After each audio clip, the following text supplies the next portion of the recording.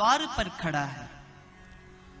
उसका भेष कैसा है? उसके शरीर में कोई वस्त्र नहीं है, एक फटी सी धोती पहने हुए है, पैरों में कोई पादुका नहीं है, तन में महाराज एक एक हड्डी को गिन सकते हो, इतना दुबला शरीर है, सर में कोई पगड़ी नहीं है। हमने क्या देखा? मेरा सखा, मेरा मित्र, मेरा सुदामा सामने खड़ा है। भगवान दौड़कर सुदामा को अंक में भर लेते और गले से लगाकर सुदामा को प्रभु बोले, मित्र तुमको आने में इतने दिन बीत गए, कब से मैं तुम्हारी राह देख रहा था, मेरा मित्र आएगा, और आज तुम मेरे यहाँ आए। तुरंत प्रभु ने अपने आश्रुओं से ही सुदामा का जलाभिषेक कर दिया। तुरंत प्रभु सुदामा को गले लगाकर प्रभु रोने लगे। कहते हैं, देखी सुदामा की दीन दशा, करुणा करके करुणा निधि रोए, अब पानी परात को हाथ छुओ नहीं, नैनन के जल सो पग धोयो।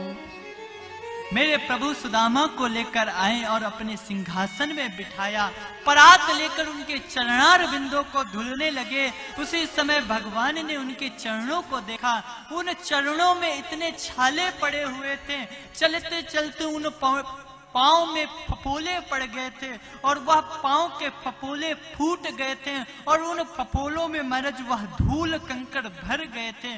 और जब मेरे प्रभु ने उन चरणों को धुलने के लिए जल का पात्र उठाया, महाराज प्रभु उन चरणों को देखकर अश्रु प्रभु के नेत्रों से प्रवाहित होने लगे। मिलने का तुम्हारा मन नहीं करता था?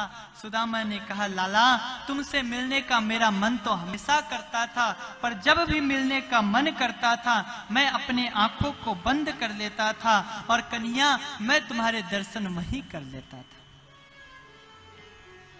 कन्हैया ने बड़े प्रेम से सुदामा जी से अपने बाल्यावस्था की चर्चाएं करते हैं। फिर कन्हैया बात बात में ही पूछ लिए, अरे सुदामा जी एक बात बताओ, आपने वहां विद्यालय में तो बहुत बैरागियों जैसी बातें करते थे, तो क्या आपने विवाह हुआ किया या फिर वैसे ही संत बन गए? सुदामा जी ने कहा, भैया मैंने ब्याह करी और वह तेरे भाभी को नाम है सुशीला, और वह सुशीला ने ही मिलने के लिए, तुमसे मिलने के लिए मुझे भेजा। ओहो, कन्हैया ने कही तो ब्याह भी कर लियो और मित्र को निमंत्रण भी ना दियो। सुदामा जी ने कही, लाला ब्याह की इच्छा ना थी, घर वालों ने इस तरह की परिस्थिति बना दी कि घर परिवार को चलाने के लिए विवाह करना पड़ा, इसलिए जल्दी जल्दी में मैं निमंत्रण नहीं दे सका। अगर धूमधाम से विवाह होता, पहले से फिक्स होता, तो मैं जरूर निमंत्रण देता। कन्हैया ने पूछा, लाला तूने तो मेरे विवाह को बारे में तो पूछ लियो, तैने विवाह कियो या ना कियो, तू तो भी बता अपना। कन्हैया बोले, देखो ब्याह तो है गयो है। तो बोले भाभी जी से मिलवाओ, कहाँ है भाभी जी?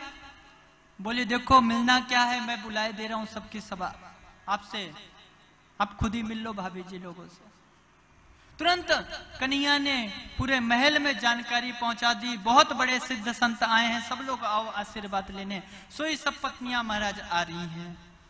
सबसे पहले रुक्मणी जी आई और सुदामा जी के सामने आकर बोली, महाराज मैं रुक्मणी प्रणाम करती हूं। तुरंत सुदामा जी ने आशीर्वाद दियो, महाराज सौभाग्यवती भव, पुत्रवती भव, प्रसन्न भव, पति प्रिया भव, खूब लंबा चौड़ा आशीर्वाद दिया। दूसरी पत्नी जामवंती जी आई, महाराज जी प्रणाम। सुदामा जी ने कन्हैया की तरफ देखकर कहा, ओहो दो दो ब्याह कर रखो है कन्हैया, बड़ो ठाटे है तेरो। बहुत सारा आशीर्वाद दिया, पुत्रवती भव, पति प्रिया भव, पुत्रवती भव, खूब लंबा चौड़ा आशीर्वाद दिया। पीछे से सत्यभामा जी आई, महाराज जी प्रणाम। फिर सुदामा जी कन्हैया की तरफ देखे। सुदामा जी ने कही, कन्हैया ने सुदामा जी से कही, सुदामा जी बार बार मत देखो, बार बार मत पूछो, इस समय जो आवे सब वही है। सुदामा जी बोले, का मतलब? तूने 10-5 ब्याह कर रखो है का?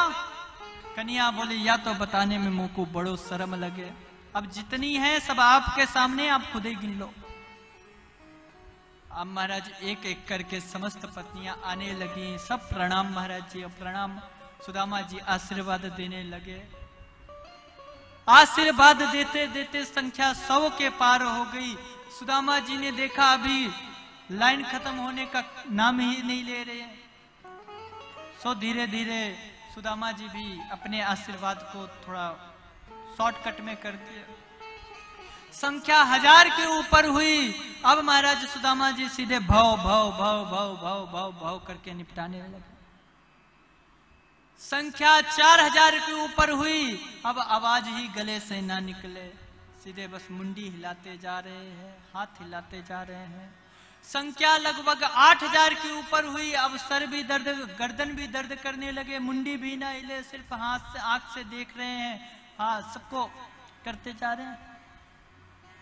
सुदामा जी ने कन्हैया से पूछी, कन्हैया अब तो बता दे कितनी है अभी, मेरे तो घर बैठ गयो, हाथ भी दुखन लागे, गर्दन भी अब ना हिलाई जाए, अब तो बता दे। कन्हैया बोले, मित्र अभी तो आधी भी ना भई।